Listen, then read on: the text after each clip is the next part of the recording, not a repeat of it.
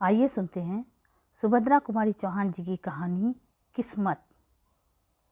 भौजी, तुम सदा सफ़ेद धोती क्यों पहनती हो? मैं क्या बताऊं मुन्नी। क्यों भौजी, क्या तुम्हें अम्मा रंगीन धोती नहीं पहनने देती? नहीं मुन्नी, मेरी किस्मत ही नहीं पहनने देती, अम्मा भी क्या करें। किस्मत कौन है भौजी? वह भी क्या अम्मा की तरह तुमसे लड़ा करती हैं और गालियां देती हैं? 7 साल की मुन्नी ने किशोरी के गले में बाहें डालकर पीठ पर झूलते हुए पूछा, किस्मत कहाँ है भौजी, मुझे भी बता दो। सिल पर पिसा हुआ मसाला कटोरी में उठाते हुए किशोरी ने एक ठंडी सांस ली, बोली, किस्मत कहाँ है मुन्नी, क्या बताऊं। आंचल से आंसू पोंछकर किशोरी ने तरकारी बघार दी। खाना तैयार होने में अभी आध घंटे की देर थी। इसी समय मुन्नी की माँ गरजती हुई चौकी में आई, बोली, 10 साढ़े 10 बज रहे हैं, अभी तक खाना भी नहीं बना। बच्चे क्या भूखे ही स्कूल चले जाएंगे? बाप रे बाप, मैं तो इस कुलच्छनी से हैरान हो गई। घर में ऐसा कौन सा भारी काम है जो समय पर खाना भी तैयार नहीं होता है? दुनिया में सभी औरतें काम करती है या तू ही अनोखी काम करने वाली है? एक सांस में मुन्नी की माँ इतनी बातें कह गई और पाटा बिछाकर चौके में बैठ गई। किशोरी ने डरते डरते कहा, अम्मा जी, अभी तो 9 ही बजे हैं, आध घंटे में सब तैयार हो जाता है, तुम क्यों तकलीफ़ करती हो? चिमटा खींचकर किशोरी को मारती हुई सास बोली, तू सच्ची और मैं झूठी? 10 बार आंट से कह दिया कि जवान न लड़ाया कर, पर मुंह चलाए ही चली जाती है। तू भूली किस घमंड में है? तेरे सरीकी 50 को तो मैं उंगलियों पर न चालूं। चल हट, निकल चौके से। आंसू पोंछती हुई, आंख पोंछती हुई किशोरी चौके से बाहर हो गई। जरा सी मुन्नी अपनी माँ का यह कठोर व्यवहार विस्मय भरी आंखों से देखती रह गई। किशोरी के जाते हुए भी चुपचाप उसके पीछे चली, किंतु तुरंत ही माता की डांट से वह लौट पड़ी। इस घर में प्रायः प्रतिदिन ही इस प्रकार का होता रहता था। बच्चे खाना खाकर समय से आध घंटे पहले ही स्कूल पहुंच गए। खाना खाकर जब मुन्नी की माँ हाथ धो रही थी, तब उनके पति रामकिशोर मुवक्किलों से किसी प्रकार की छुट्टी पाकर घर आए। सुनसान घर देखकर बोले, बच्चे कहाँ गए सब? नथु ने फुलाती हुई मुन्नी की माँ ने कहा, स्कूल गए और कहाँ जाते? कितना समय हो गया, कुछ खबर भी है? घड़ी निकाल कर देखते हुए रामकिशोर बोले, अभी 9:30 ही तो बजे हैं, मुझे कचहरी भी तो जाना है ना। मुन्नी की माँ तड़प कर बोली, जरूर तुमने सुन लिया होगा, दुलारी बहू ने 9 कहा था और तुम 9:30 पर पहुंच गए, तो इतना ही क्या कम किया? तुम उसकी बात कभी झूठी होने दोगे? मैं तो कहती हूँ कि इस घर में नौकर चाकर तक का मान मुलाहिजा है, पर मेरा नहीं। सब सच्चे और मैं झूठी, कह के मुन्नी की माँ जोर से रोने लगी। मैं तो यह नहीं कहता कि तुम झूठी हो, घड़ी ही गलत हो गई होगी, फिर इसमें रोने की तो कोई बात नहीं है। कहते कहते रामकिशोर जी स्नान करने चले गए। वे अपनी स्त्री के स्वभाव को अच्छी तरह जानते थे। किशोरी के साथ वह कितना दुर्व्यवहार करती है, यह भी उनसे छिपा न था। जरा जरा सी बात पर किशोरी को मार देना और गाली दे देना तो यह बहुत मामूली बात थी। यही कारण था कि बहू के प्रति उनका व्यवहार बड़ा ही आदर और प्रेमपूर्ण होता। किशोरी उनके पहले विवाह की पत्नी के एकमात्र बेटे की बहू थी। विवाह के कुछ दिन बाद ही निर्दयी विधाता ने बेचारी किशोरी का सौभाग्य सिंदूर पोंछ दिया। उसके मायके में भी कोई नहीं था। वह अभागिनी विधवा सर्वथा दया की पात्र थी।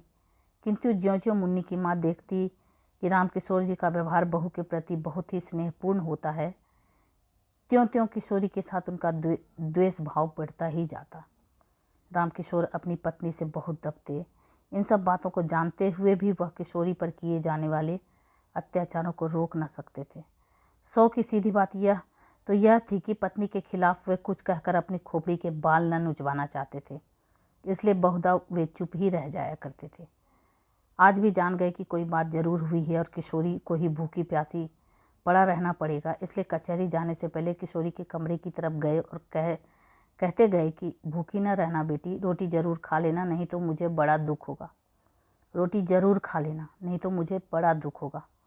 रामकिशोर का यह वाक्य मुन्नी की माँ ने सुन लिया। उनके सिर से पैर तक आग लग गई।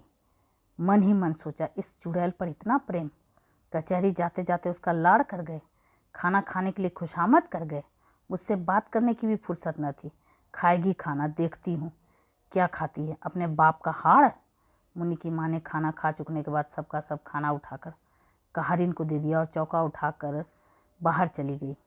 किशोरी जब चौके में गई तो सब बर्तन खाली पड़े थे। भात के बटुए में 2-3 कण चावल के चिपटे थे। किशोरी ने उन्हीं को निकाल कर मुँह में डाल लिया और पानी पीकर अपनी कोठरी में चली आई। आज रामकिशोर जी कचहरी में कुछ काम न होने के कारण जल्दी ही लौट आए। मुन्नी की माँ बाहर गई थी। घर में पत्नी को कहीं ना पाकर वह बहू की कोठरी की तरफ गए। बहू की दयनीय दशा को देखकर उनकी आंखें भर आई।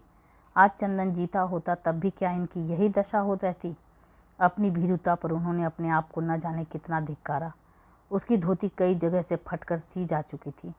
उसकी धोती से लज्जा निवारण भी कठिनाई से ही हो सकती थी। बिछौनों के नाम से खाट पर कुछ चीथड़े पड़े थे। जमीन पर हाथ का तकिया लगाए वो पड़ी थी। उसको झपकी सी लग गई। पैरों की आहट पाते ही वह तुरंत उठ बैठी। रामकिशोर जी को सामने देखते ही संकोच से जरा घूंघट सरकाने के लिए उसने ज्यों ही धोती खींची, धोती फट गई। हाथ का पकड़ा हुआ हिस्सा हाथ के साथ नीचे चला आया। रामकिशोर ने उसका कमल सा मुरझाया हुआ चेहरा और डबडबाई हुई आंखें देखी। उनका हृदय स्नेह से कातर हो उठा। वे ममत्व भरे मधुर स्वर में बोले, तुमने खाना खा लिया है बेटी? किशोरी के मुंह से निकल गया, नहीं। फिर वह संभल कर बोली, खा तो लिया है बाबू। रामकिशोर, मुझे तो ऐसा मालूम होता है कि तुमने नहीं खाया है। किशोरी कुछ न बोली। उसका मुंह दूसरी ओर था। आंसू टपक रहे थे और वह नाखून से धरती खुरच रही थी। रामकिशोर फिर बोले, तुमने नहीं खाया ना? मुझे दुख है कि तुमने भी अपने बूढ़े ससुर की एक जरा सी बात ना मानी। किशोरी को बड़ी ग्लानि हो रही थी कि वह क्या उत्तर दे। कुछ ही देर में बोली, बाबू मैंने आपकी आज्ञा का पालन किया है। जो कुछ चौके में था खा लिया, झूठ नहीं कहती। रामकिशोर को विश्वास न हुआ। कहारिन को बुलाकर पूछा तो कहारिन ने कहा, मेरे सामने तो बहू ने कुछ नहीं खाया। माँ जी ने चौका पहले ही खाली कर दिया था, खाती भी तो क्या। पत्नी की नीचता पर कुपित और बहू के सौजन्य पर रामकिशोर जी पानी पानी हो गए। आज उनके जेब में 50 थे। उनमें से 10 निकाल कर वे बहू को देते हुए बोले, यह रुपए रखो बेटी, यदि तुम्हें ज़रूरत पड़े तो खर्च करना। इसी समय आंधी की तरह मुन्नी की माँ ने कोठरी में प्रवेश किया। 20 से ही रुपयों को झपट कर छीन लिया। वह किशोरी के हाथ तक भी पहुँच भी ना पाए थे। गुस्से में तड़प कर बोली, बाप रे बाप, अंधेर हो गया। कलयुग जो न करावे सो थोड़ा ही है। अपने सिर पर की चांदी की तो लाज रखते। बेटी बहू के सूने घर में घुसते तुम्हें लाज भी ना आई। तुम्हारे ही सर चढ़ाने से तो यह इतनी सर चढ़ी है, पर मैं न जानती थी कि बात इतनी बढ़ चुकी। इस बुढ़ापे में भी गड्ढे में ही जा गिरे।